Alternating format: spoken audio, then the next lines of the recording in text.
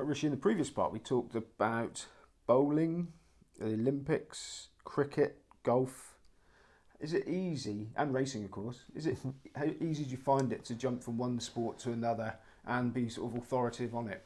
I have gotten better at it. I think it's not that easy. It wasn't that easy to begin with. I used to fret about not knowing stuff and being exposed for not knowing stuff, because people, as you know, also judgmental, and they're so quick to criticise, as you said in an earlier segment. So it does involve just concentrating and preparing as best as you can, and not exposing yourself by trying to be too clever. And that's the one thing that I hope I never try and do on television, by trying to be a smart ass, basically, because you will get found out. And the other thing is that when we do cross sports, it becomes almost easier to make a fool of yourself, because you try to cover up if you feel like you might be a bit short in an area or two.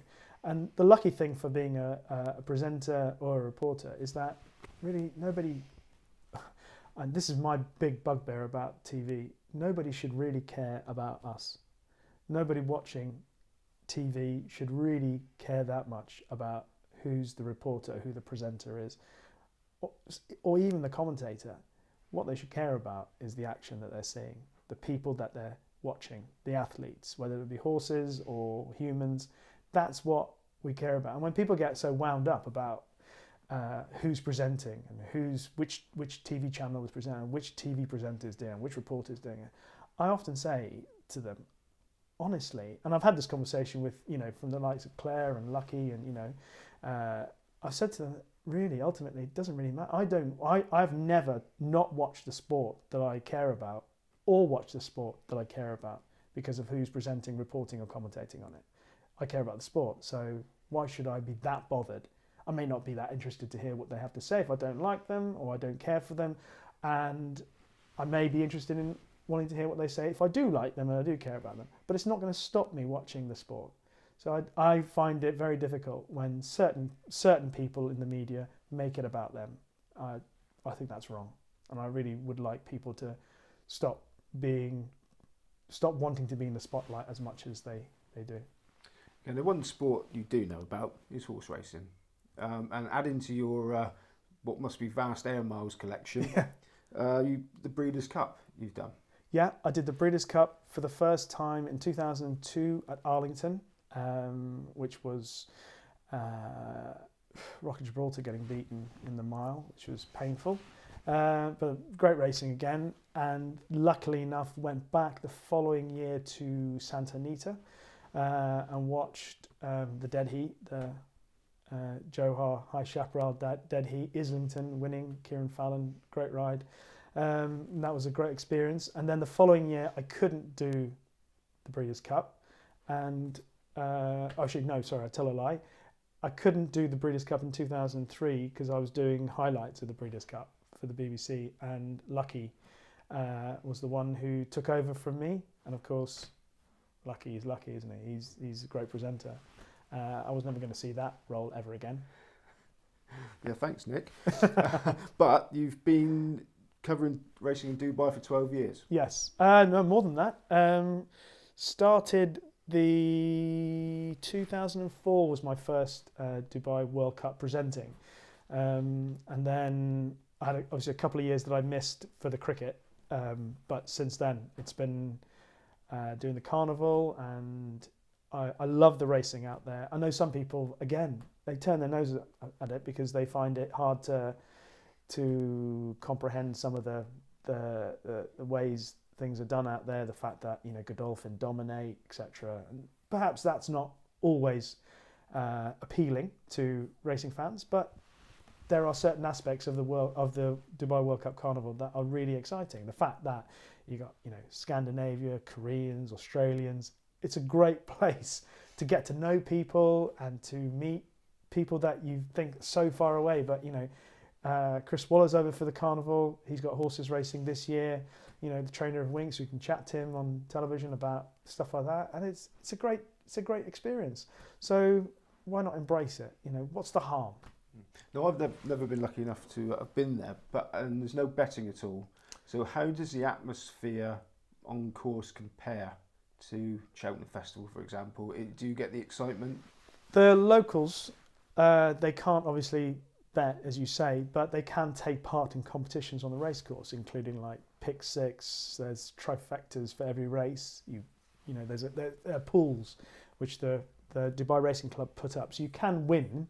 It's actually very hard, but there is some form of competitions. But yeah, it's not quite the same as Cheltenham Festival.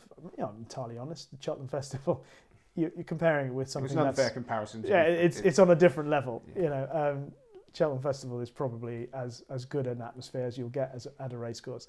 But World Cup night, an absolutely fabulous place to experience. Racing under the floodlights, huge crowd, huge stand.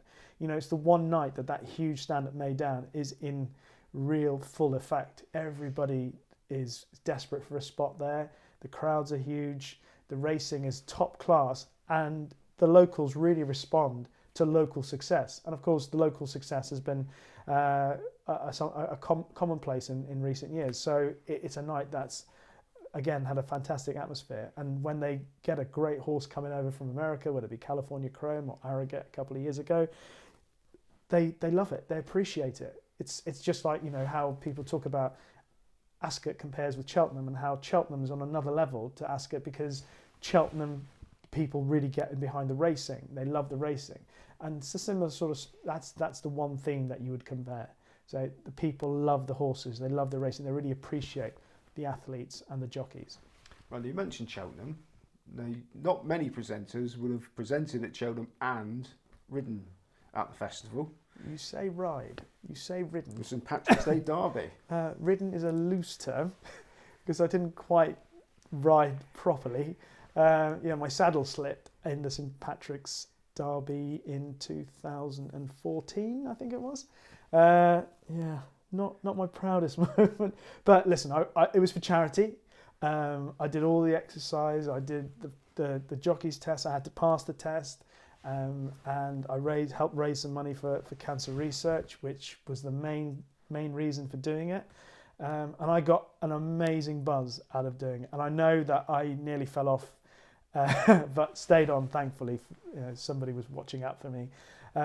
Everybody said before the race that when you stop, when you pull up, you're going to be knackered, your legs are going to be like jelly, you won't be able to walk. When I stopped and I got off the horse, the only thing I wanted to do again was to go round. I wanted to get back on the horse and do the whole thing again. I felt unfulfilled at the end of it. So anybody watching this now then, you're still up for it? I'll be up for doing that one again. I feel there's unfinished business with the St Patrick's Derby at Cheltenham, and I'd do that one again. I'm not sure that I'm that keen to do it for any others. Right, I'm going to put you on the spot now. People are going to be envious of all the things you've done and covered. Forsake all of them for just one. Which one would it be? As you can imagine, people ask that question quite often. And if I really had to choose one, racing, cricket, I absolutely, obviously adore the sports. I love horse racing, I love horses, I love cricket. But if you talk about a sports fan going to an event, which is how I'm going to determine the criteria for choosing something, it would have to be the US Masters. I'm a sports fan, being very lucky and very privileged to be doing the job I'm doing. So when I go to these events and I'm doing the things that I'm doing, a lot of the times I might look like I'm in control, but inside I'm just like any other sports fan getting the opportunity to be up close and personal with heroes. And the idea of, because I love golf and I play golf, the idea of being at the Masters, which is hallowed turf, being in the locker room with interviewing the likes of Tiger and Rory and Dustin Johnson and Jordan Spieth and everybody else, the number of times that I'm in that position, I've been doing it since 2013, and the number of times I just say to myself, do you know how lucky you are? Do you know how lucky you are to be doing what you're doing? There are literally hundreds of thousands of fans who would love to be doing that. And it's the one event where I think to myself, I don't want to give this up. I don't want to give up the Masters. I love it so much, particularly because the players treat the place with such reverence. You know, the history that goes back to, you know, the 30s with the Masters, and you just think about all the great moments in Masters history that you've watched on a Sunday evening, you know, as a kid growing up, and you hear that music, the BBC titles for the golf programme. So many memories, and the idea of now being, you know, part of it. Oh, it's something that I really treasure, and I look forward to it every single year. Okay, so we got the dream stuff. Now let's get back to some gritty racing politics. Two things, the whip and Kempton Park. Quickly tell me your opinions on those two hot potatoes.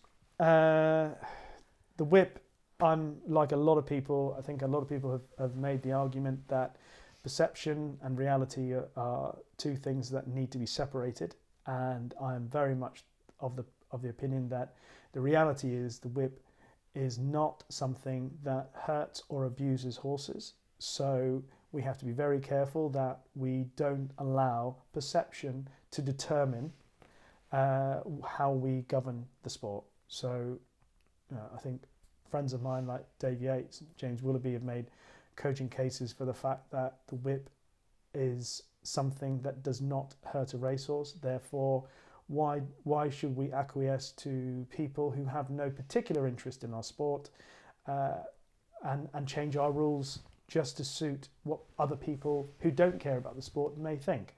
So I'm very much in the same camp as they are. As for Kempton, there is a part of me that says, in the grand scheme of the world that we live in, you know, what's more important, housing or racecourse? That there is a part of me that thinks like that. But obviously, I'm also a racing fan, and I'm also somebody who acknowledges the history and tradition of racing, and the overwhelming part of me, the overriding feeling, is that I would hate to lose that. And I would hate for somewhere like Kempton. You know, I'm sure you've, like me, Simon, you've been to Kempton on Boxing Day. You've been to Kempton. Even I remember going to Kempton at the Easter meeting when they used to have, you know, the turf racing at Easter time.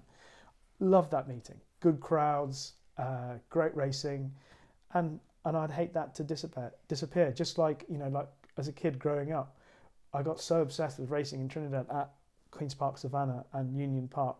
And then they closed those down, and with it went all those memories. So I would hate that to just be memories, and I would like Kempton to hold its position. Okay, on a personal level, you've got a wonderful life travelling the world.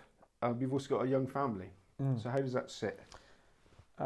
Sometimes it's difficult. I'm lucky enough to have an understanding family, although my daughter's, sometimes she gives me a little bit of jip about being away from home. But the job is what it is, and it's about finding a balance. And there'll be times where I won't be at home that much. The travelling does get you down, does wear you down physically as much as emotionally and mentally. But, you know, gosh, there are far worse things in the world to be doing than what I'm doing. So I try not to complain, because, you know, gosh, you know, think of other people doing jobs for less reward and they don't complain, so why should I? So I always think to myself, try and balance it out, do what you're doing, try and make an effort when you're around, don't waste the days, and hopefully make people happy.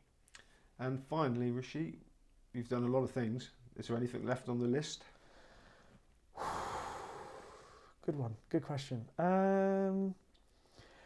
I've got to be honest, because I've never been the type of person who's really gone out to chase things. I've not, you know, it was never because thankfully my boss wrote a letter off, as I said, all those years ago, asking for my screen test. And if I was a batsman, the way I would use the analogy is I prefer to let the ball come to me rather than go charging down the wicket.